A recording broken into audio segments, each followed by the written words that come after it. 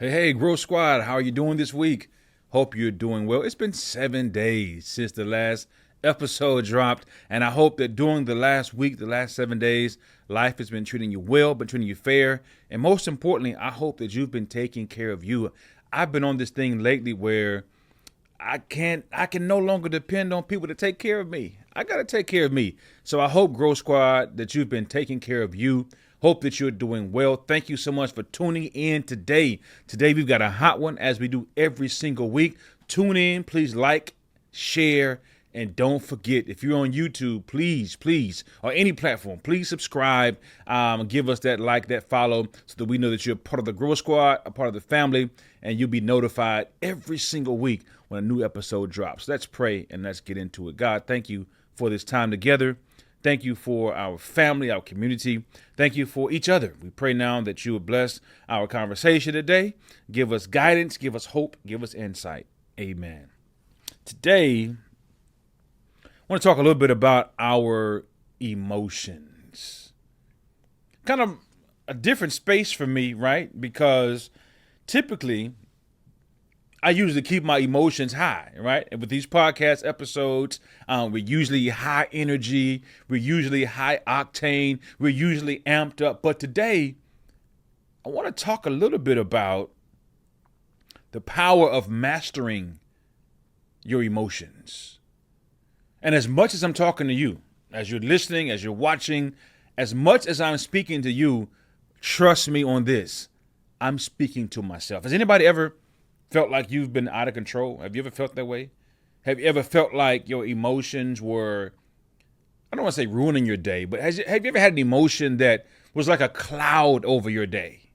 Right? That emotion could be sadness, it could be anger, it could be frustrating, but something happened that caused you to be in an emotional state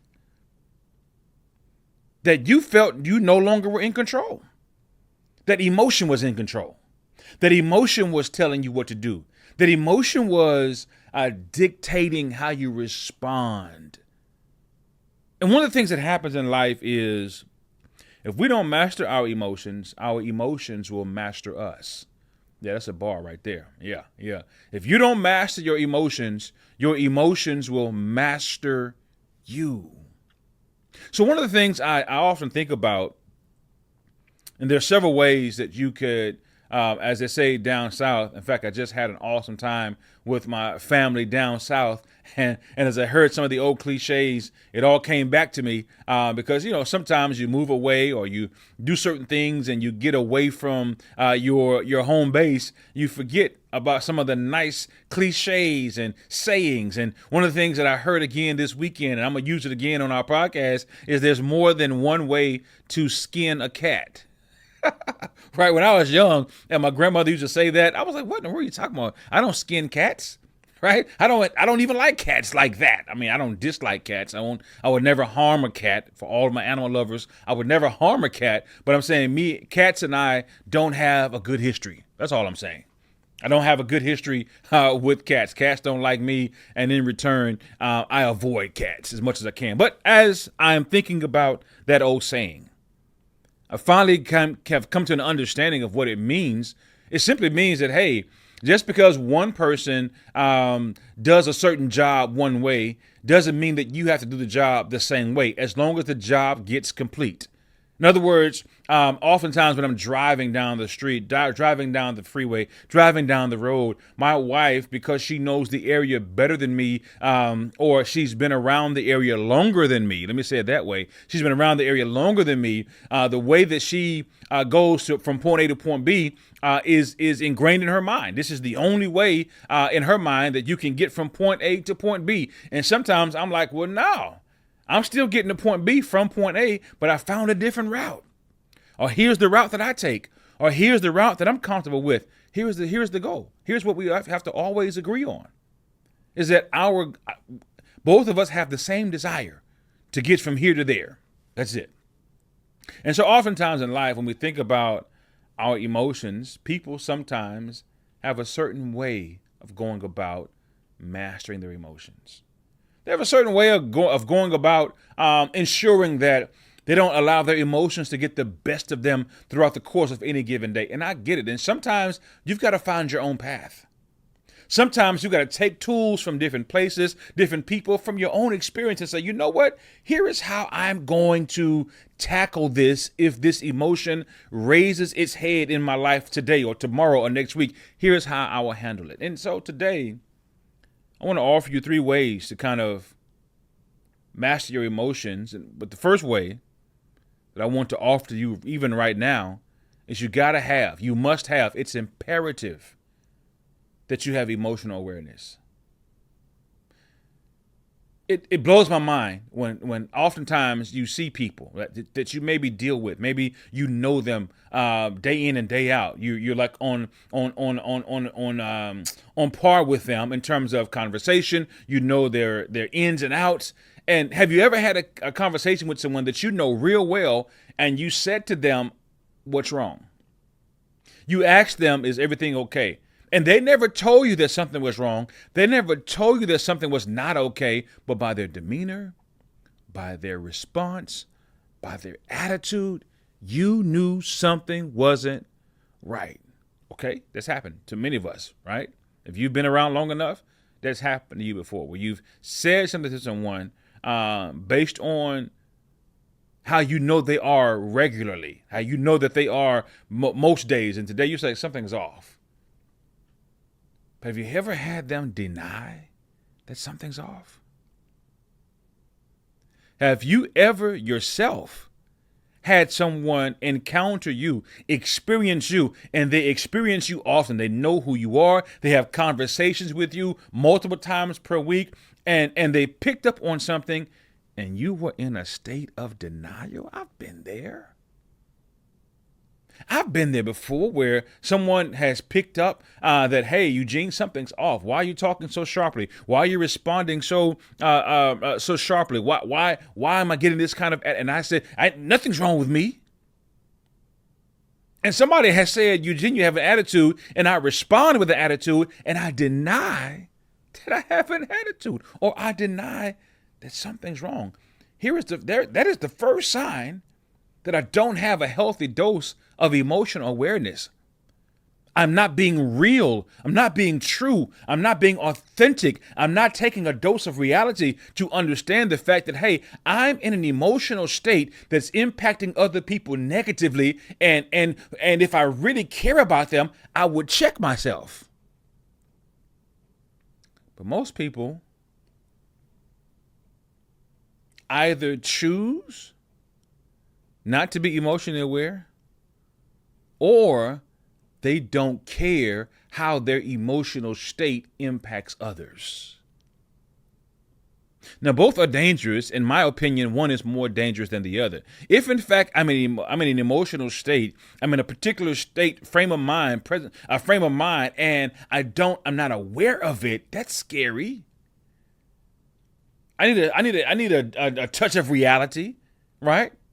But then if I'm aware of it and don't care how it impacts people, in my humble opinion, that's on another level.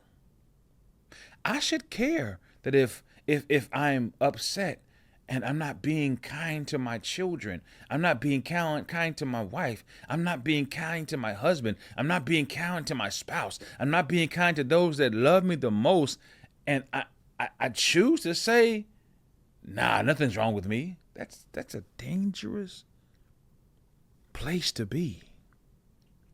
And I would encourage you to be intentional about checking your emotional state.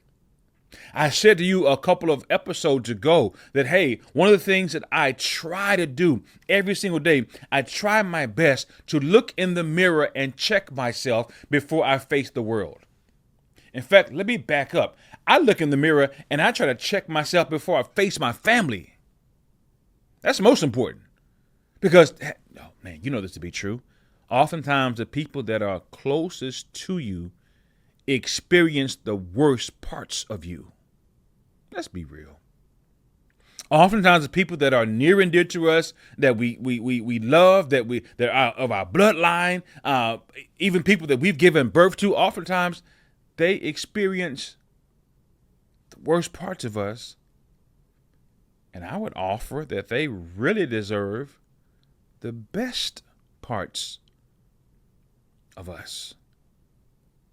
So how do I flip that? How do I address that? How do I correct that? Again, almost like a broken record, I would encourage you to be constantly aware of your emotional state. Oftentimes I offer to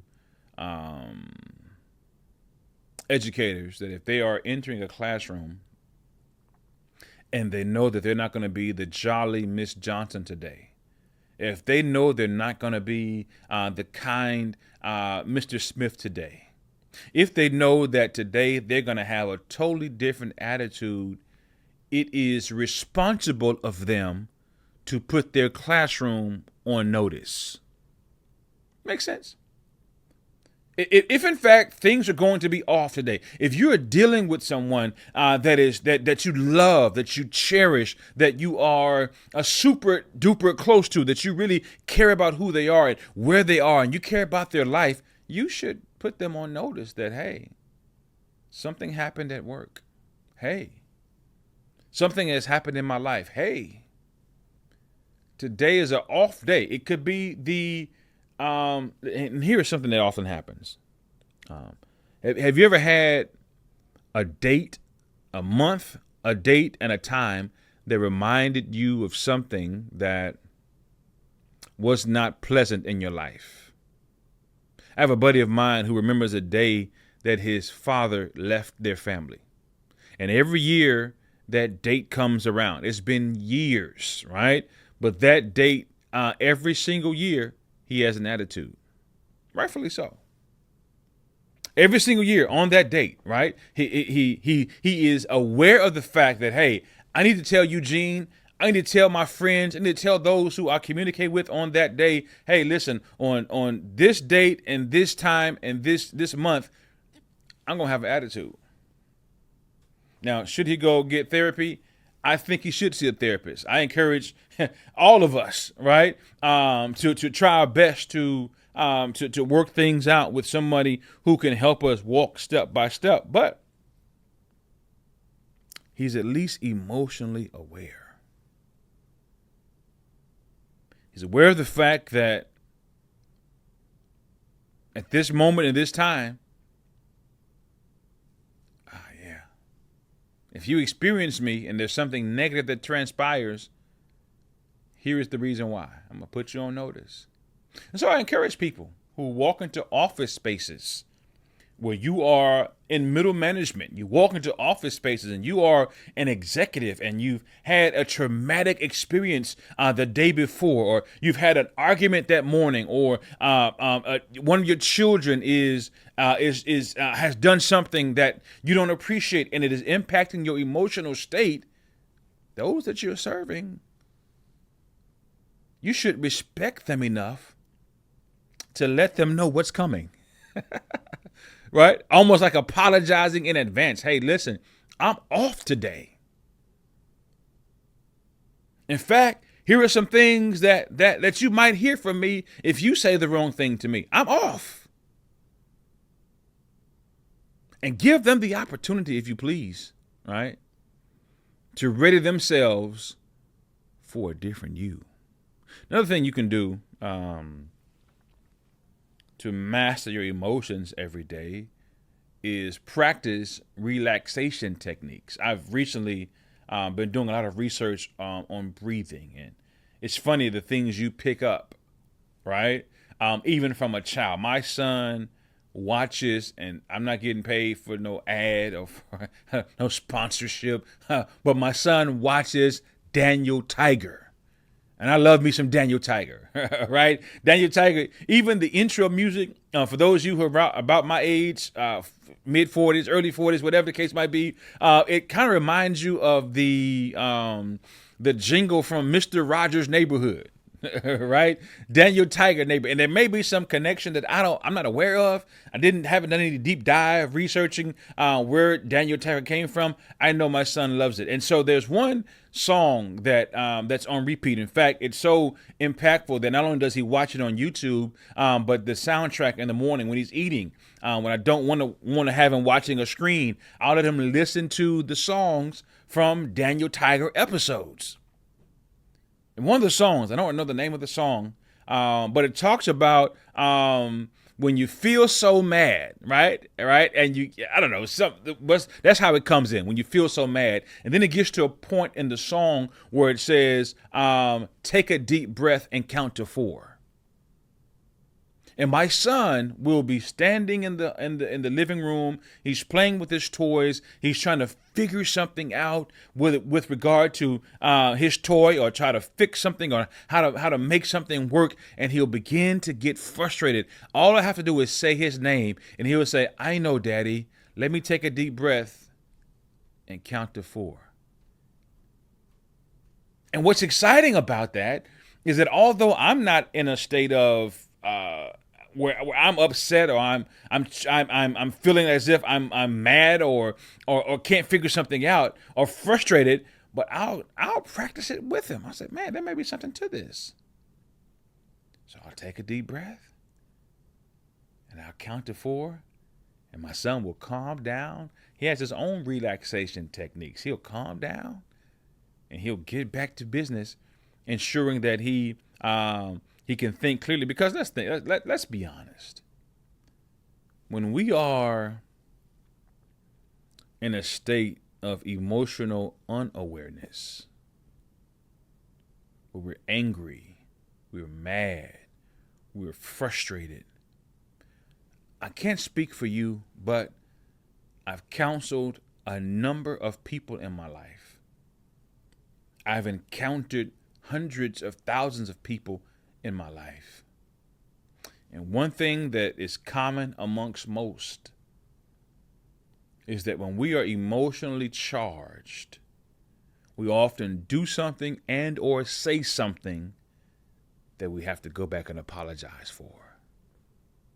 When we're emotionally all over the place, if we can't reel that thing back in quick enough, fast enough, if we can't do like Daniel Tiger, take a deep breath and count to 4, oftentimes we'll find ourselves having to apologize for acting out of character, for speaking out of character, and for operating out of character. So one of the ways to address that, one of the ways to try our best to circumvent that, is to practice relaxation tips, whether it be breathing, whether it be meditation, whether it be taking a walk, whether it be just telling yourself, I'm going to be disciplined enough not to respond in this moment. Let me think through my response before I give the first thing that comes to mind. All of these fall under the umbrella of relaxation tips. The last thing I want to encourage you, if you're going to master emotions, not just some days, but every day. And I'm a firm believer in this, hence I repeat it over and over again. You got to practice positive self-talk. So listen, if you know somebody who is often challenged with their emotions, right? They're often led by how they feel, right? Because listen, if we all are allowing our feelings to lead us every day, we would all be in a heap of trouble, all right? Because sometimes we feel a certain way and we can't act how we feel, or else we will be in some kind of trouble. So I want to encourage you to look deeper into these particular 3 offerings that I gave to you, in so much as you find it necessary to check in with be emotionally aware. Check in with yourself every single day. Check in with you.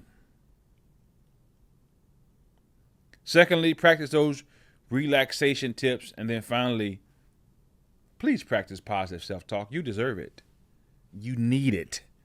And those that you will encounter and be around and serve every day, they need and deserve it too. Listen, I hope I've said something this week that will be of benefit to you. I hope that as you move about the rest of your day, the rest of this week, I hope that you understand that you can master your emotions. You don't have to let your emotions take you here, there, and everywhere. Please move forward with the mindset. I have enough discipline. I have enough presence of mind to master my emotions and not let my emotions master me. Don't forget to like, share, subscribe. Let somebody know what's happening at the Eugene Hamilton podcast. This episode was on fire, so share this out with somebody you know that needs to know the power of mastering their emotions. Be good. Be great.